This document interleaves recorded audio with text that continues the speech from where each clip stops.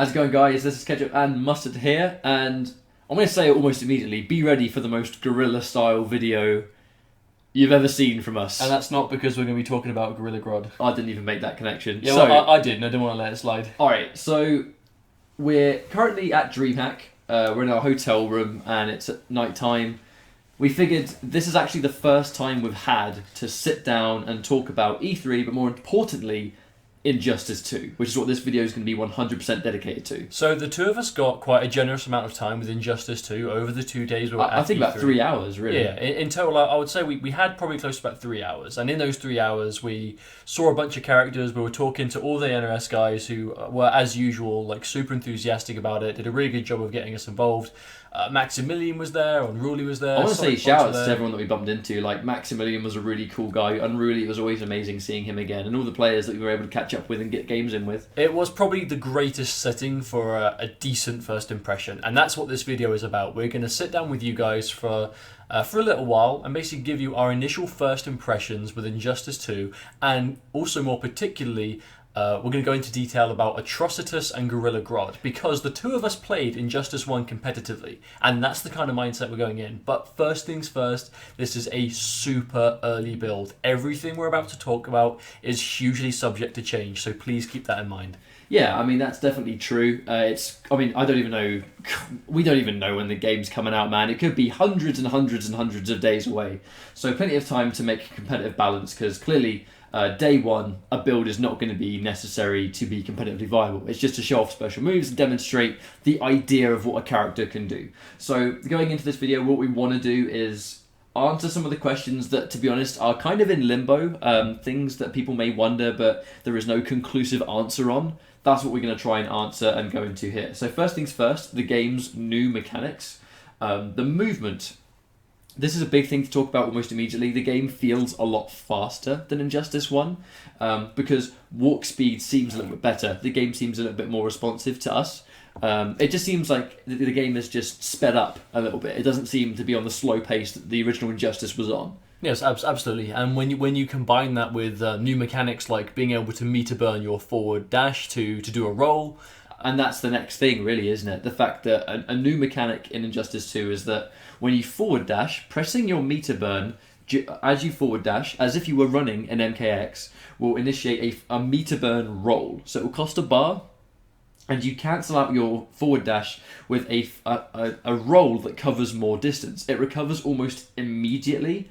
And the most important thing, you can meter burn roll through opponents. So it means you can go through people, which will obviously set up for mix-up situations, but the amount of distance you cover from a fully stacked forward dash, basically, and then you meter burn roll on the end of it, you cover a lot of distance really quickly as anyone in the game. But I actually feel like this mechanic is going to do great things for teaching newer players how to deal with projectiles. Because normally, the basic way of getting in on projectiles in Injustice 1 was kind of, for the most part, you'd block the projectile, dash in, block the next one, dash in, and so on and so forth, which did prove very frustrating for a lot of players. Whereas this universal mobility in the meter burn forward dash is going to let you dash through a projectile and punish them, or if they whiff a really, really fast recovering move on the other end of the screen, or if they throw an interactable at you, you're going to be able to use this dash to get through all of that and punish them for it from no matter where you are, with no matter what character you're playing, and that's huge. So the main question we have been asked from people, though, is can you meter burn roll a backdash? And you can't. You can only meter burn roll a forward dash, and that's it. The other universal new mechanic that's been added to Injustice 2 is an air tech.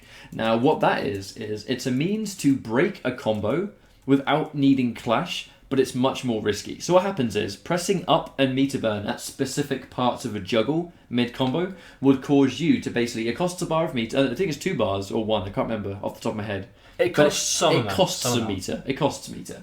Where up and meter burn at the same time, mid-juggle, will cause you to fall out of the combo, and you kind of go into a new falling animation, which obviously if it's in the middle of an opponent's combo, you're going to fall out of whatever juggle they're going to try to do. Here's where it gets risky though.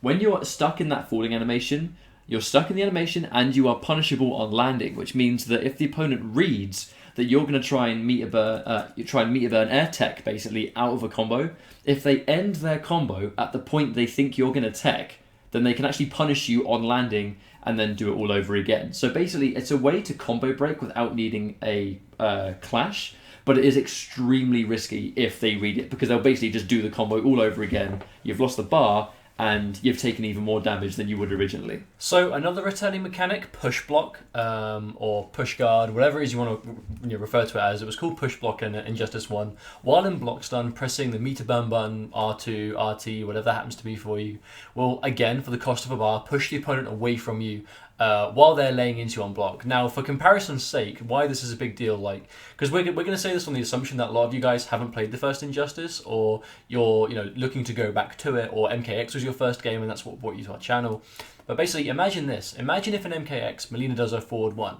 She goes for that armor breaking, she's setting up the 50-50, and the 50-50 is coming, but instead of being forced to take it on block mid-string, you just spend a bar and push her away. You're not dealing with that 50-50, and that's what made it quite good in Injustice. These characters with crazy rushdown, crazy pressure, you could spend a bar and get rid of that. Obviously it would cost you something, but you weren't just sitting there taking these endless block strings that you, like for example against Batman, you were just locked down, and it was really stressful to deal with, but you could then push block and get them away. And Injustice 2, it looks like it's going to work the exact same way. Yeah, there's no need to sort of elaborate further on Injustice 1 mechanics, purely because, the reality is Injustice 2 is a legacy title.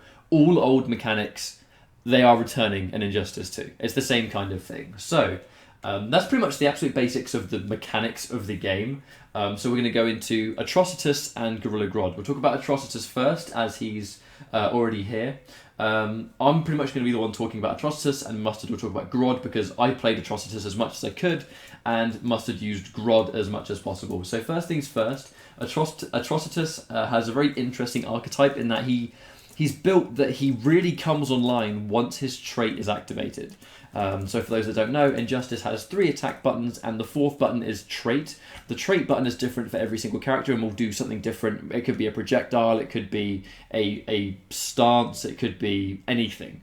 Atrocitus will get Dexstar. Dexstar will appear, and then when Dexstar is there, you can make Dexstar use specific attacks. Literally, compare this just to summon a Quan Chi. It's the same thing. You can make Dexstar shoot a projectile, you can make Dexstar do this kind of lunge attack, or you can make Dexstar create a shield in front of you, which is kind of like a physical projectile that sits in front of Atrocitus. So it can reflect damage, but if it touches an opponent, it hits them. I don't know whether it stuns them, but it definitely hits them. You can't combo from it, but it's an attack. Yeah, but it also causes block stun if you're up close as well. Dexstar also allows Atrocitus to extend certain combos. He has certain strings where they will sort of knock the opponent up by themselves, but he can't follow up. But if you have Dexstar available, there will be an extra button press you can do where Dexstar will actually follow up that combo string and allow you to juggle off it. It also allows him to sort of get a lot more meterless damage even without them. So for example, Atrocitus, his special moves, he has a blood lift where basically it will track you on the floor, and if it's a low and it's a full screen kind of projectile-y lift thing, and if it catches you, it knocks you into the air. You can meter burn that on reaction of it connecting and get a combo off it. So if it's up close, Atrocitus can use his back 3 or his launcher to bounce you off the screen and then follow up for damage. Or if you're at kind of jump distance, he will at least be able to combo a meter burn blood lift into another blood lift just to get that extra damage. He has a sort of breath attack that is, I believe, neutral on block. But we're not going to talk about this in-depth stuff, but it was safe on block, and it was slightly plus on hit, which meant that he could go for a restand situation. He could also use that breath upwards. Imagine the kind of Kano's eye laser where you can shoot it straight or up. It's the same kind of deal. And he has a punch walk. He has actually got a punch walk where he kind of hovers and does a bunch of punches. Meteor burn that, he just does a bit of extra damage. It started up very, very, very quickly in this build. I don't think it's going to retain personally because it was absurdly fast, but who knows, it might do. He had an interesting move he had as well was a life drain, where basically he could go into the state where if you stood near him and he wasn't getting hit, you would actually lose life. After he charged it for a certain amount of time, I think it was down meter burn, down RT or R2, he could actually meter burn that state and it would cause like an explosion effect that would pop the opponent up. So, he has a lot of kind of interesting utility, but combining all of his base special moves, especially the lift, with Dexstar gives him really interesting full screen potential, jailing opportunities when he can go for block strings into Dexstar's projectile and kind of loop the jailing over and over, and the ability to combo more meterlessly using Dexstar's projectile. Because bear in mind, you can use the projectile, if you're not blocking, you can use the projectile anytime, anywhere. So you can combo, in this build at least, you can combo into a regular Bloodlift, and without having to meter burn it, you can actually shoot the opponent with Dexstar right as the Bloodlift finishes, and then follow up while they're still in hit stun of the projectile connecting. So all in all, he's a very interesting character. He's got a lot of mix-up potential, where basically his rushdown will come from having traits available, and will basically do a string. He had some really, really decent mid-strings that were safe on block by themselves, but combining those strings with Dexstar's projectile made for some really interesting jailing and pressure. So all in all, he was very fun to play. He allowed me to play the way I like to play, which is full screen control, harassment, trying to get them to come in. If you catch something anywhere, being able to convert off with some damage, and interesting knockdown options, especially once you get trait activated. So that pretty much was Atrocitus. I think he was definitely the strongest character in that build. I do strongly believe he was the best character in that build. He did a lot of damage, a lot of safety, and I think a lot of it is going to get changed. I would be honest. He had a lot of damage, and it was damage that just didn't seem final to me. Well, I feel like that was the only real issue I had with Atrocitus in this build, was just the amount of damage he did. But that's kind of like 55% one bar. Shout out to Sonic Fox. Yeah, exactly. But that's what I mean. Like, that's the stuff that damage scaling is temporary. Like, I remember in like some early versions of Injustice 1 where Green Arrows down 1 did like 9% damage. And that was again a super duper early version of the game. At Insomnia, like a year before the game came out. Yeah. Now, one thing I am going to say before we move on to Grodd is he's going to have some. As this character develops, I foresee some very interesting mix-up potential. I found this very interesting setup. I even got a really good laugh out of Sonic Fox when I showed it to him. Was you do forward and trait to activate your shield, and because the shield is a projectile that sits in front of you, you could do a block string with the shield, and then meter burn roll with the shield active. He rolls through the opponent, but it hits them in front, and then he instantly appears behind them. So it opens up for a forward-back block situation, which if you're not holding down to block, could be really tricky to deal with. So I think even immediately, you can see the potential of the rushdown capabilities that meter burn roll gives, because you go through opponents. Having that kind of physical projectile in front of you and being able to go behind an opponent and keeping that projectile in front of them, I mean, that's just not even scratching the surface of what I think Meter Burn Roll is going to do for the game. But that was Atrocitus. It makes me wish we were allowed to record video. Oh, we had some swag. We had some real swag almost immediately. Oh, yeah, definitely. Speaking of swag, I think it's about time we move on to the Gorilla Grodd. I think it is time. Bam, there you go. That's like the world's worst editing, but I'm doing it on the fly, so hey, man. Yeah, that's Grodd. Enjoy. I mean, these podcast-style videos need to have some degree of, I guess, two pictures going back and forth. But anyway, Gorilla Grodd is the character that I played the most by far out of all of the characters. Well, usually the only character you played, really. Yeah, well, things I thought, three old characters. If I want to play those, I'll just play them in Injustice 1. Now, I want you to... I think everyone here would like you to elaborate on Grodd as much as possible, because we saw very little actual descriptions of Grodd, and there isn't much of him on YouTube either. Okay. So what did you find about Grodd? What were his moves? What were his strings? How was he seen to be played? Okay, Gorilla Grodd had, straight up, first things first, he did not feel finished. Most notably, the damage of his special moves seemed incredibly low. Kind of like demo build Ferritor back in the day. Or demo build like Grundy. Again, like, yeah, I remember at times where their throws would do like 5%, and the same thing. Like, so basically, move-wise, Gorilla Grodd has a Bane charge, back forward 3. No startup, he just runs. Like, you press back forward 3, he starts running, and he doesn't stop. He goes really, really far. Can't stop, won't stop. Good knockdown on hit. Seems safe on block. So Sonic Fox was trying everything he could to punish it either. I think it's safe on block right now. So safe on block, but the most important thing about it is you can press forward or back to stop him running mid-charge, which means that you can use a launcher, special cancel into a charge, and cancel the charge and combo it as a launcher, you know, as getting closer. So it's basically Berserker charge cancels. Yeah, exactly. Or you can use it to get in, because obviously the game doesn't have a sprint, and you have to use meter burn roll to get very quick distance very quickly, or you can jump, but that's dangerous. So Gorilla Grodd can use his Bane charge and cancel it to get high mobility and also to keep his opponent guessing, because it's safe on block. So If they're just going to jump back on reaction to a charge, you cancel the charge, punish the jump. Kind of reminds me of Leatherface's killer charge. Yeah, exactly. I mean, it's kind of like a souped up version of that mixed with Bane. He also has a down forward 1, which is a gorilla leap, where he just leaps himself into the air. While you're in the air, you can do a multitude of different moves. You can do a jumping punch on the way down, you can do a jumping kick to splat them, or you can grab. You can meter burn that grab to launch them. And because that's a gorilla charge, you can make it go close on them or as far as possible. You can get some really cool hard knockdowns into this grab setup. So well, the interesting thing is that you can make Grodd land in front or behind, and because this game has cross-ups, that is where it gets tricky. Because if you land on them as they stand up and do a really, really late jump too, it was crossing up, and that's actually something Paolo showed me. He was like, this is something really cool you can do with Grodd. And it goes hand in hand with his back 2, which is a little standing boot that restands them. Again, the same way you've seen Leatherface do it in MKX, where he just gives them a kick and it restands them. You can special cancel that restand into the gorilla leap to get either a grab, and you can meet them on the grab for a full combo, or you can cross them up with the jump too. So that's where it gets kind of tricky.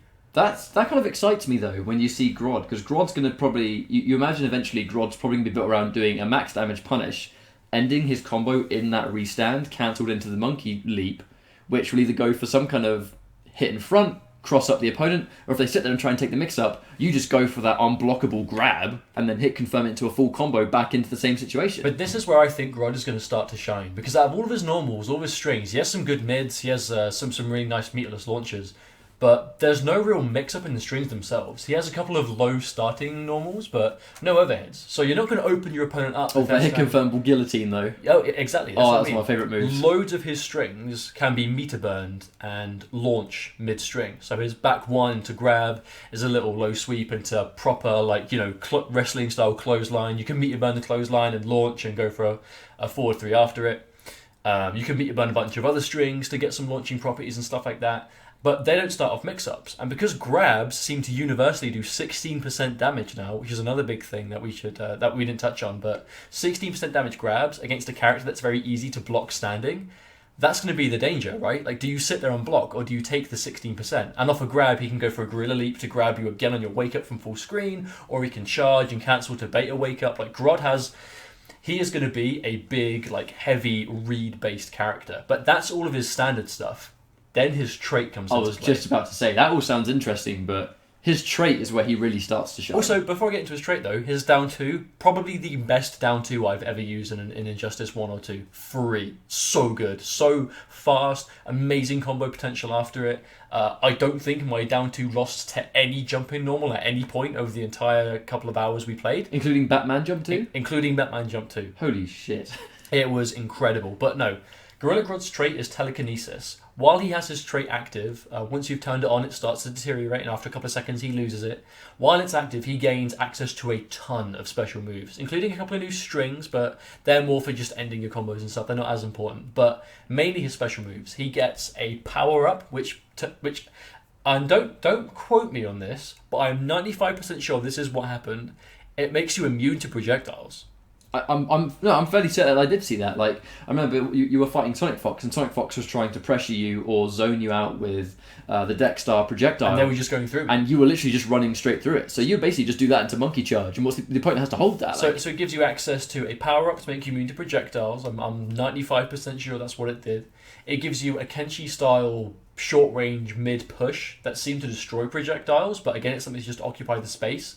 A mind control attack, which is just a standard mid-range attack that you can meter burn for a restand, and if you get it standing, you can get a back 3 full combo off it, or if you do it at the end of a combo, you leave them standing, go in for a staggered throw, or you leave them standing into the gorilla leap for more mix-up potential. One thing I noticed about that telekinesis punch thing, where it makes them punch themselves, meter burning it will cause the stun, as you just said. But you can loop that stun over and over again. You can do it at the start of a combo, and then again for another bar at the end of a combo, and get a restand after anything into back 2 gorilla leap. Bear in mind you get 4 bars of meter in this game compared to the 3 you had in Mortal Kombat. I mean, you're going to go through meter a lot quicker, but if you actually trade the meterless version of that hit, if you trade currently, the opponent is still stuck in that animation of them punching themselves when you've traded and recovered off a projectile. So you can actually run in off that trade and punish them and follow up the combo while they're stuck in that animation. I see him having a lot of potential. I mean, in this build of the game, almost everything I did was unsafe on block, and on whiff recovery was horrendously punishable. Again, I don't know how. I mean, I'm certain that stuff's all going to be changed at some point. That's going to be refined. Gorilla Grodd seemed like all of his moves were there to show what they could do. What was his levitate? That's what I was going to get into. Is his last move in his telekinesis trait was his levitate. So down 1, he would float into the air. From that air state, you can either do a ground pound like Ermac, or you can do a forward dash if you want. You can dash towards them and then you land.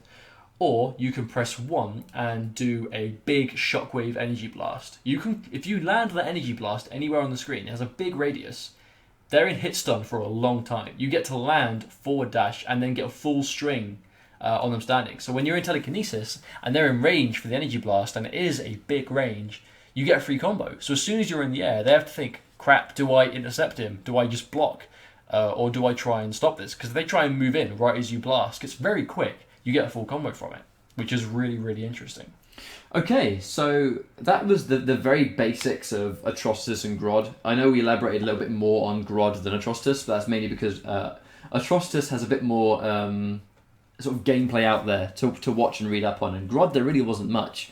But we wanted to play these characters because they were new. Basically, we realised that we've played Injustice 1 a ton, and getting into number 2, we wanted it to be a completely fresh experience. Hence why we rocked Atrocitus and Grodd, but pretty much the entire time. And that's it. We wanted to sort of just run over what we thought of the game, our first impressions. As I said, this is all going by memory. We weren't allowed to record or take pictures, understandably, because it's such an early version of the game.